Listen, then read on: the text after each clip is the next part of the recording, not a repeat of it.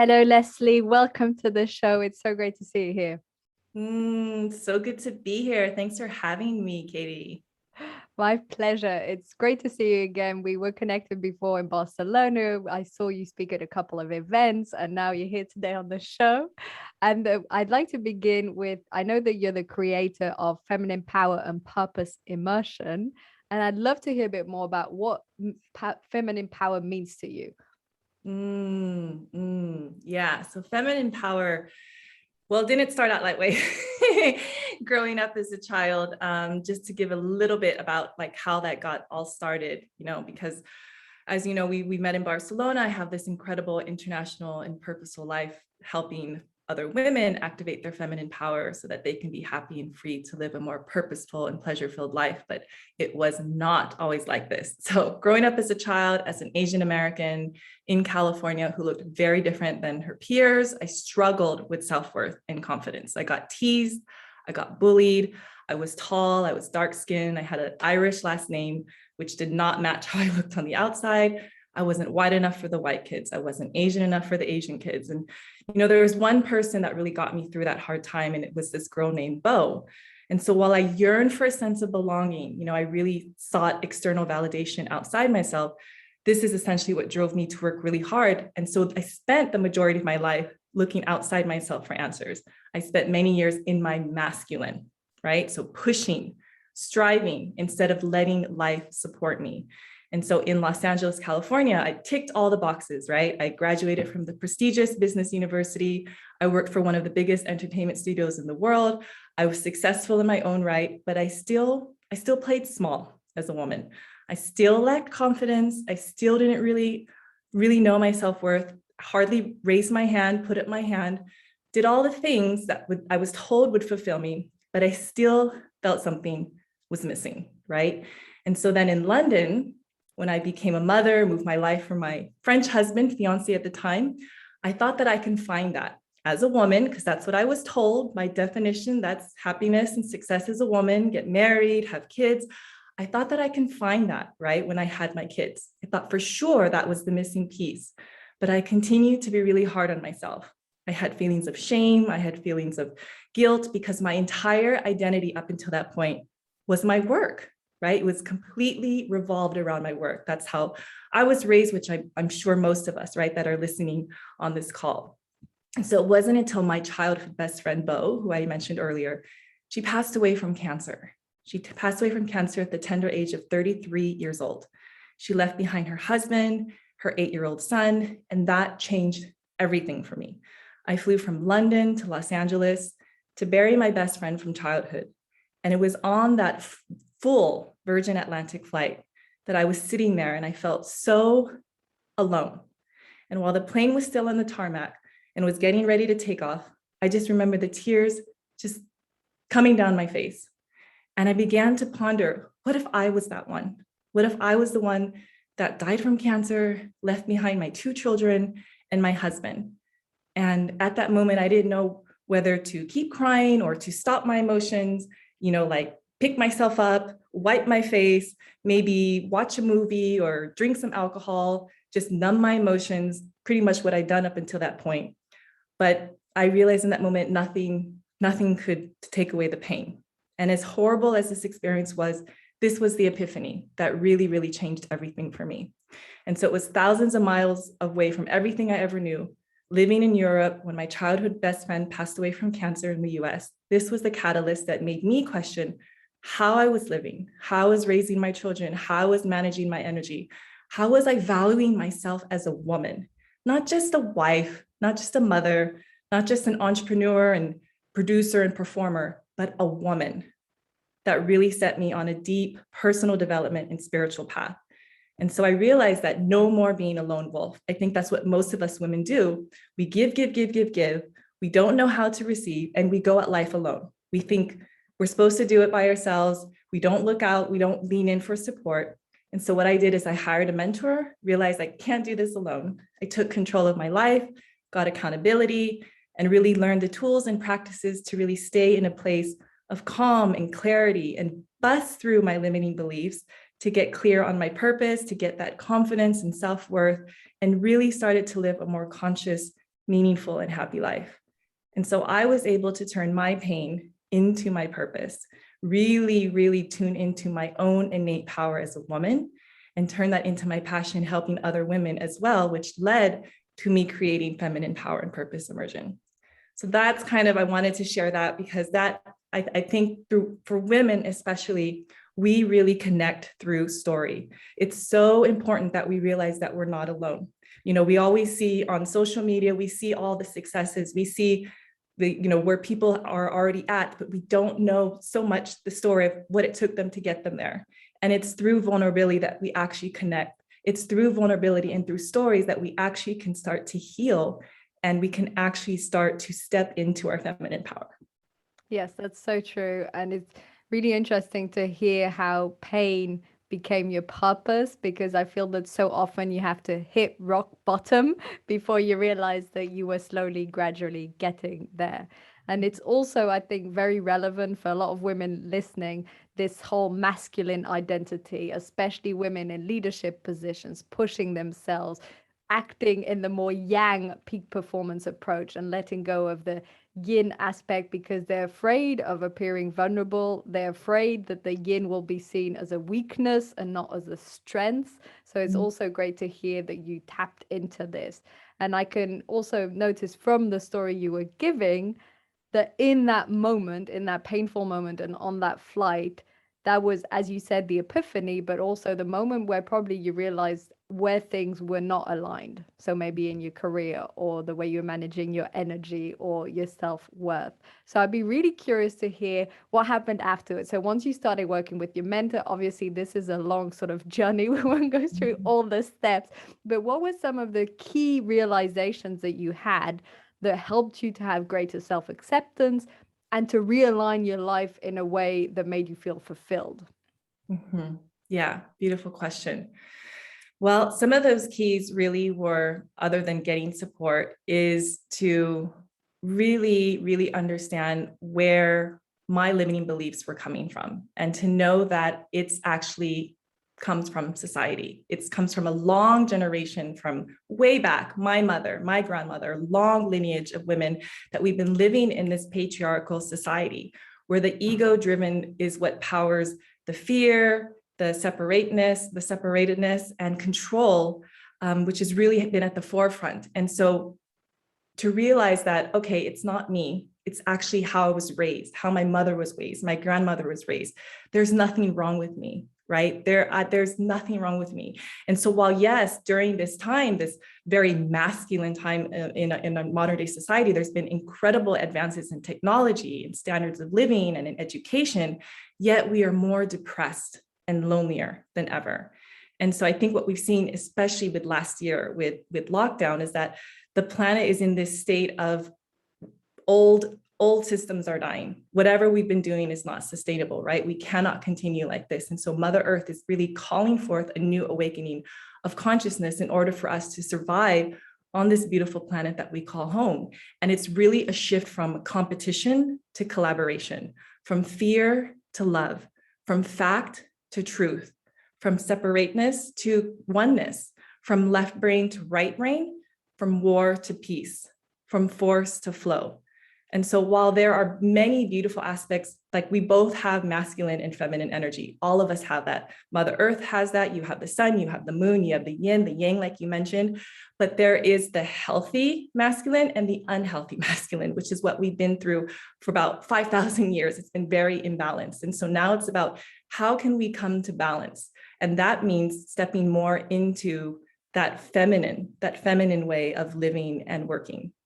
And so that for me was really, I think, the awareness that there was nothing wrong with me, that I was pushing through the pain and not being pulled by a vision, because that's how I was raised. That's how society, culture, my education, my mother, my father, that's how I was raised. And so now it's really about unlearning that way and remembering the truth of who we are as women. And this can relate to men because everyone has masculine and feminine, but like I said, collaboration over competition, fear versus love, right? There's all these different aspects to really balance that imbalance that we've been in for so long. And so for me, that was the huge awareness, just having the awareness I think is like already that's where the shift occurs. And knowing that you are not alone. As women, we really, really, that's where the healing comes through story and connection, knowing that you are not alone in how you feel and that there is a way on the other side, that there is light.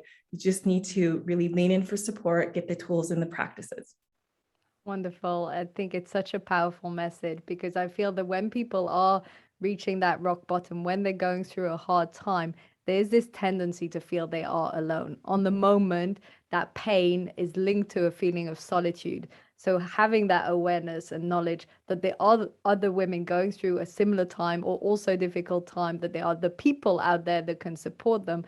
And like you were saying, collaboration instead of competition is so incredibly powerful. And what type of practices do you use in your daily life and do you recommend to your clients to tap into this yin energy, to release this feminine power and overcome fear and self-doubt?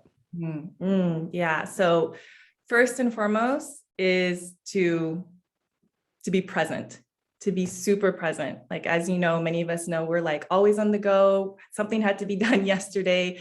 And we think that by doing a lot of things at one time, we'll actually be more productive. When in fact, it's the opposite.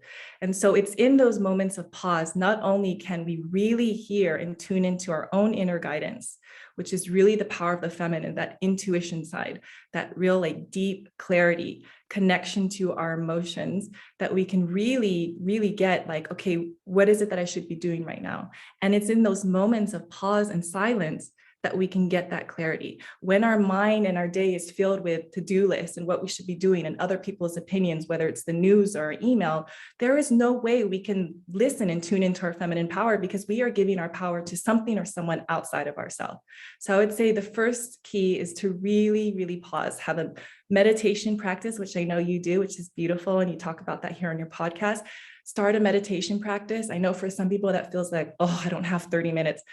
Don't start with 30 minutes. I always tell people that are new to meditation practice, the only wrong way to meditate is if you don't meditate at all, right? And so 5 minutes a day, 5 minutes, just start with 5 minutes for 1 week and see how you feel. See how your day may be different, how you might be breathing differently, how you may be reacting to people differently. How's your experience life different when you start your day in meditation? And I always say that morning is the most supportive. You know, all the ancient religions and sages say that morning is when we're the most receptive, right? So instead of starting your day with your WhatsApp or your email or the news, which is mostly predicated on fear, start your day in silence and really tune into your innate wisdom within yourself and tune into your feminine power. That would be my first and foremost top key. Yes, so meditation is so important. And we were talking a bit off air before recording the podcast, how when I met Leslie 3-4 years ago, I didn't actually have a meditation practice. And I told you that I didn't meditate, and I don't actually remember this.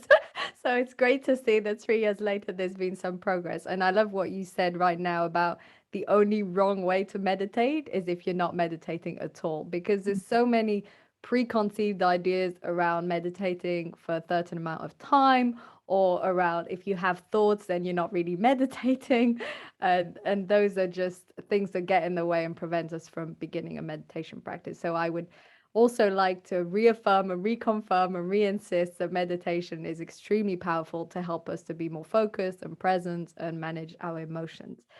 One of the practices I know that you do a lot is around breath work. And this is less common. I think meditation is starting to become a lot more popular, and breath work is still a bit not that used, except people maybe who follow Wim Hof might do this with the cold therapy. So how would you recommend for people to start a breath work practice? Yeah, I love that. I love that you asked breathwork. They say that breathwork is the new yoga. And breathwork is great because you don't need to be on a mat. You can do it while you're driving, walking, like right before you step into a meeting or on a Zoom call. It really, really, I found is the quickest way. I mean, I actually do breathwork before meditation. I do not just go straight into meditation because even though I've been meditating for nearly a decade, I can't just go in there.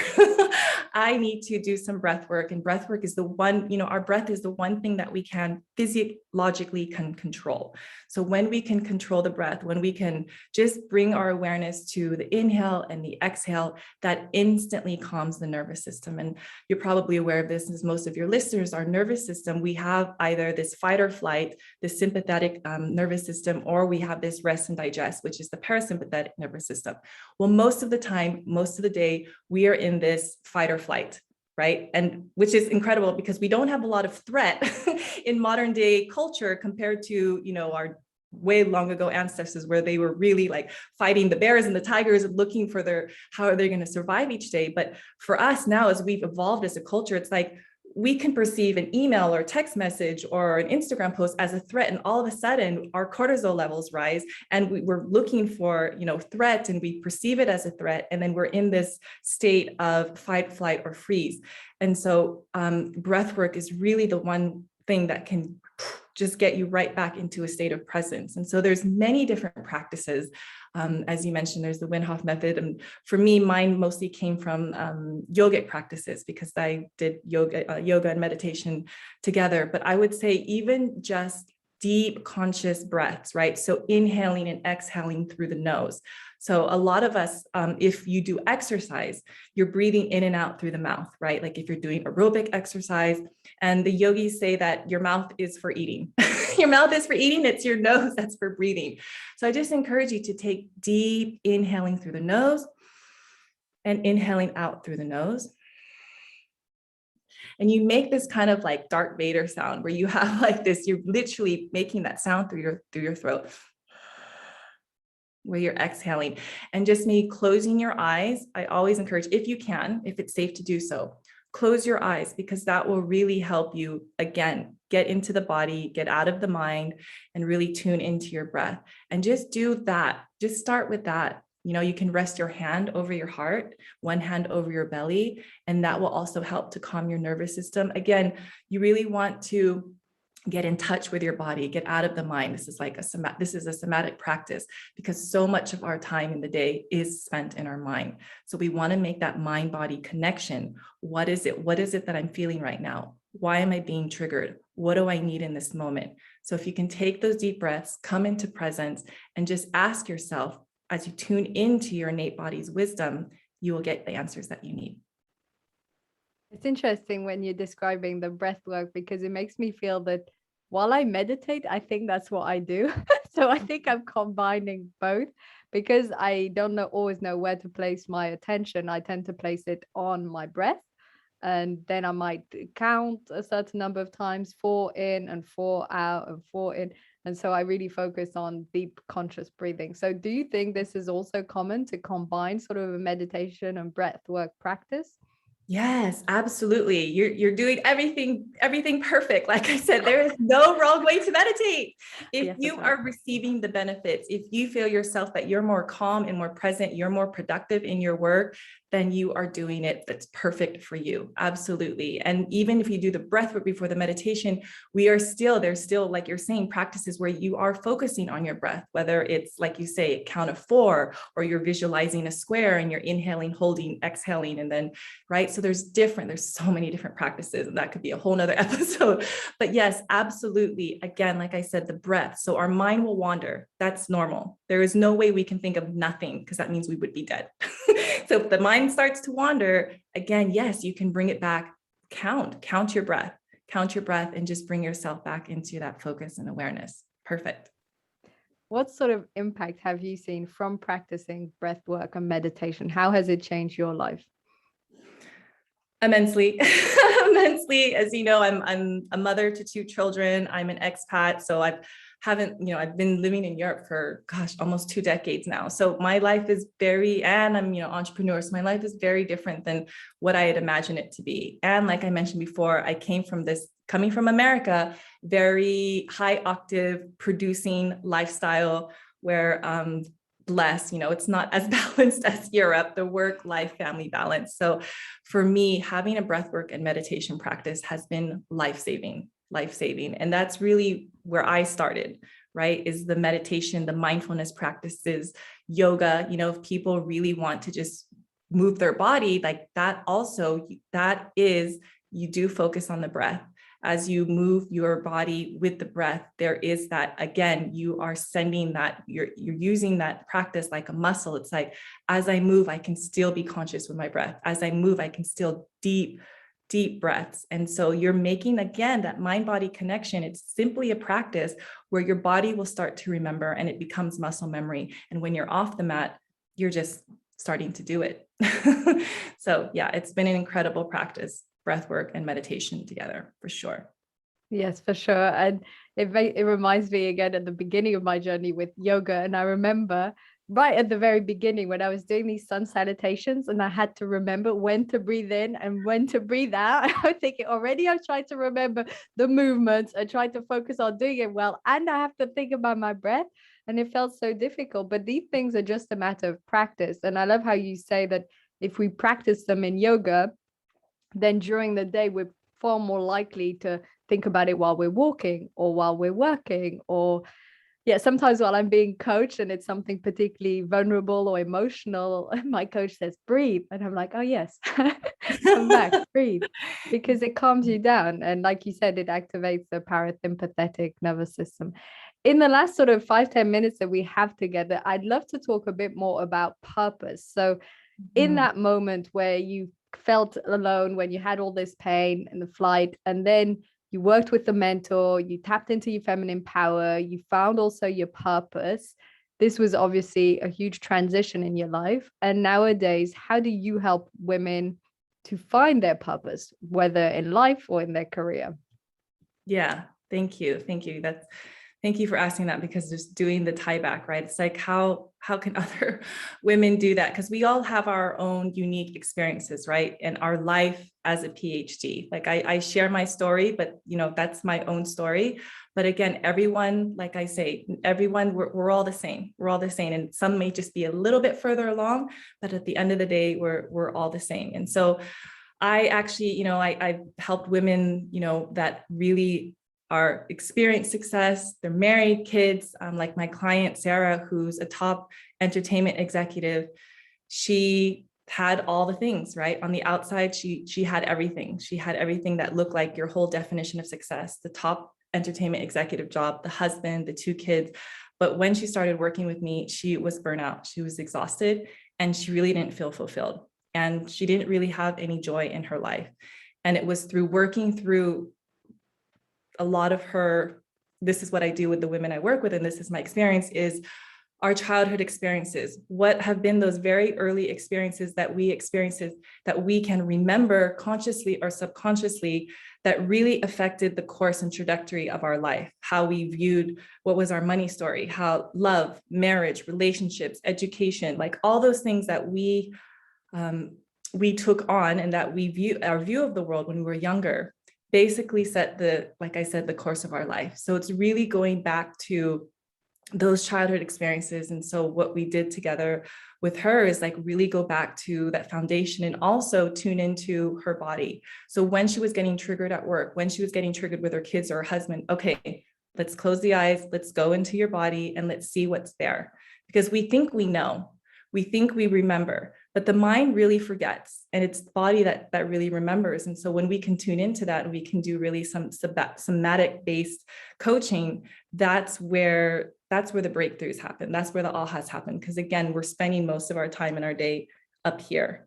So if we can tune into, okay, what's happening, we will start to recall some memories and experiences that are really just influencing most of our life. I don't know if you've heard of probably the iceberg theory, right? So, as you know, an iceberg, 5% of, what you see above the waterline, that's our conscious mind. And then 95%, what's underneath the water, that's our subconscious mind, childhood memories, repressed, suppressed emotions. So what we're trying to do and what I do with my clients and what I've done with her is just lowering that waterline just a little bit more. What's in that subconscious mind that is running your life 95% of the time. And so that you can really make those informed decisions, because we cannot intervene in a world that we cannot see. So by having somebody to reflect that, to hold up a mirror, what's happening, tune into your body's wisdom. And then from all that work and from those tools and practices, she was able to really, again, just release those emotions, which is really just energy and motion, those memories, the pain, and really start to feel free in her body and in her decisions and in her life, start to feel more happy, joyful, pleasureful. felt more connected with her husband, felt more present with her children, and also started raising her hand, got an incredible promotion at her job. So once you really start to get to the root of why we are fundamentally behaving a certain way as adults, and just really getting to the root of it, as you know, when we were a child, that really sets us up for success. Because a lot of, I would say, what most coaching does, it's a lot of mindset. It's a lot of mindset, which it can work. There's nothing wrong with mindset. I use mindset as well, but sustainable, true, and lasting transformation, you have to connect it with the body. I love this with the connection with the body, and the body knows the answers and the wisdom of the body compared to the mind. Because I feel that in today's society, there is such a focus on the mind, on the intellect, on our thinking abilities, on strategy. And if you work on all of these things, but energetically it's off, or if your body is tired, or if you have these traumas that you haven't healed, or if you have subconscious beliefs that are holding you back, then all the strategy in the world won't do anything. And this tendency to over focus on strategy, I really feel holds back a lot of people, because they're convinced that if it's tangible and measurable, they will get the answer, the success, the fulfillment they're longing for. So I really love this concept of tapping into your body's wisdom and actually getting the answers from that place. This is such a fantastic approach. Mm-hmm. Yeah, there's absolutely the external goal, and there's also the internal shift. And a lot of the time, most of the time, when we focus on working that internal shift, the external goals, they will automatically and naturally come. Yes, it's incredible, really. And it's hard to explain these things to people who haven't actually lived it, which is why I loved your example and the way you explained it in depth. Because I think if you haven't been through this sort of inner transformation, you can't really know what it looks like. Yeah, that's why I say it's a lot about experiential, right? Like, so you have a meditation practice. We can theory all our way, we could podcast, we can book our way through anything, but unless you experience it in your body, you have that experience for yourself. How do you feel? What did it do for you? What were the benefits that you received from that? That's where the transformation, that's where the aha lies. That is such a perfect last note. I absolutely love your energy, Leslie. It's been so fantastic to have you here. If the listeners want to get in touch with you, what's the best approach for them to contact you? Yes, so absolutely. They can come to my website, lesliesaglio.com.